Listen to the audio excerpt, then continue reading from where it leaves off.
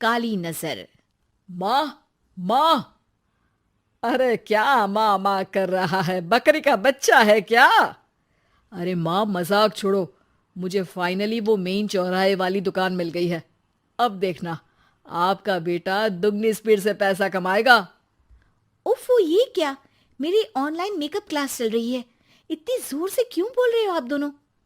अरे मेरी धर्म पत्नी जी, मेकअप क्लास बाद में करना। वो चौराहे वाली दुकान मिल गई है हमको। अरे वाह! रुको, मैं अपनी माँ को फोन लगाकर बता देती हूँ। अरे मैं भी अपने रिश्तेदारों को बता देती हूँ। कितनी खुशी की बात है। हाँ हाँ, मैं भी अपने दोस्तों को बता देता हूँ। 1 हफ्ते बाद रजिस्ट्री है। बस, घर में खुशी का मौका था। उन तीनों ने अपने अपने फोन उठाए और लोगों में बात फैलाना शुरू कर दिया। और रही सही कसर, श्वेता बहू ने अपने पड़ोस में सबको बताकर कर दी। अरे वर्मा आंटी, अब हम भी जल्दी कार ले लेंगे। घर का रेनोवेशन होगा और ठाट से रहेंगे हम भी। अरे, ऐसा क्या हुआ? लॉटरी बाटरी लग गई है क्या?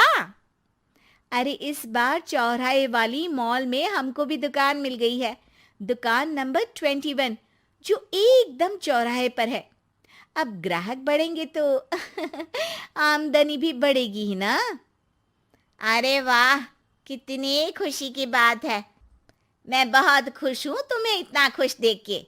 बाकी एक बात कहूँ, सबको मत बताते फिरना। किसी की नजर लग जाएगी तो खुशी की खबर वापस लौट जाएगी। हैं? ऐसे थोड़ी ना होता है। अब डरा रही हो? अरे सही कह रही हूँ। काली नजर कहते हैं इस चीज को, जब आप किसी को कुछ बताओ और वो काम बिगड़ जाए। अरे लेकिन मैं तो। तुमने सबको बता दिया ना? हाँ, फोन लगा लगा के।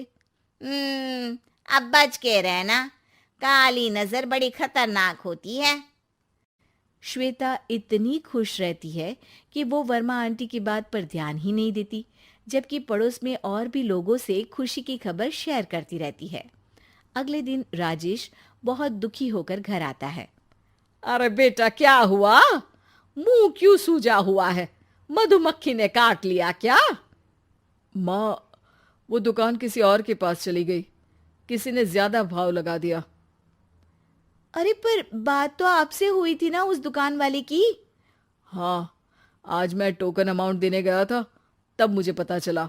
कोई आकर सुबह मुझसे पहले ही ज्यादा अमाउंट दे गया। काली नजर। क्या? क्या कहा? वर्मा आंटी ने समझाया था कि किसी को बताना मत, वरना काली नजर लग जाएगी। अच्छा, तुम्हें उनकी बात मान लेनी चाहिए थी। उनकी बात मान लेती, लेकिन उसके पहले ही सबको बता चुके थे ना हम तीनों। अरे अगली बार से ध्यान रखेंगे। कोई भी नई चीज होगी तो किसी को नहीं बताएंगे। तीनों कुछ दिन ऐसे ही रहते हैं, पर एक दिन श्वेता को एक मेल आता है। राजेश, मेरा ऑनलाइन मेकअप कोर्स कंप्लीट हो गया। अब मैं खुद का पार्लर खोल सकती हूँ। अरे वाह, अपने मोहल्ले में ही खोलते हैं। ये जो घर के सामने दुकान है ना, वहीं। हाँ, यहाँ सस्ती भी मिल जाएगी।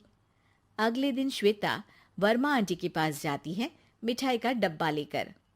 अरे आओ आओ, कैसे आना हुआ? जोर से नहीं बोलूंगी।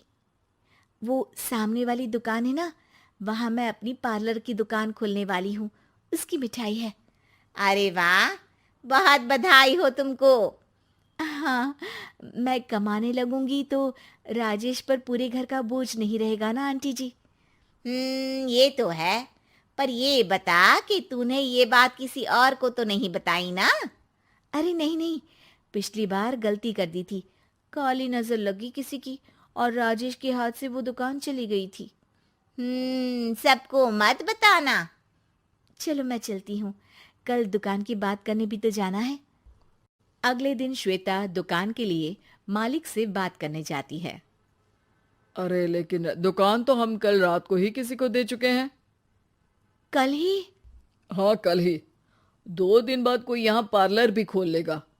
अब कहीं और दुकान देख लीजिए। अरे पर हमको भी तो पार्लर ही खोलना था। भाई एक ही दुकान है, आधी आधी तो नहीं दे सकता ना मैं। राजेश और श्वेता घर पर हताश होकर आ जाते हैं। इस बार तो किसी को बताया भी नहीं था, अब किसकी काली नजर लग सकती है। सुनो, तुमने माँ को बताया था क्या? अरे कैसी बात कर रही हो, माँ की नजर थोड़ी ना लगेगी। पक्का तुमने किसी को नहीं बताया था ना? सिर्फ वर्मा आंटी को बताया था, उन्होंने ही मुझे किसी को नहीं बताने को कहा। अरे यार तुम भी सही हो, मेरी माँ को नहीं बताने को कह रही हो, पर वर्मा आंटी को बताना तुम्हें जरूरी लगा। अरे वर्मा आंटी ने ही तो काली नजर के बारे में बताया था ना, वो हमेशा हमारा भला ही तो चाहती है। मेरी माँ भी हमारा भला ही चाहती है। अरे पर चिल्ला क्यों रहे हो? बात नहीं कर सकते क्या आराम से? नहीं आता वो आराम से बात करना, और करना भी नहीं चाहता हूं मैं। दुकान जाने का दुख गुस्से में बदल गया था और राजेश और श्वेता में बात बंद हो गई थी। 2 दिन बाद मोहल्ले में पार्लर का इनॉग्रेशन हुआ, जिसमें मोहल्ले के सभी लोगों को बुलाया गया, पर श्वेता, राजेश और माँ नहीं जाते। माँ अंदर आ जाओ, क्या देख रही हो? अरे नया पार्लर देख रही हूं अपने आंगन से।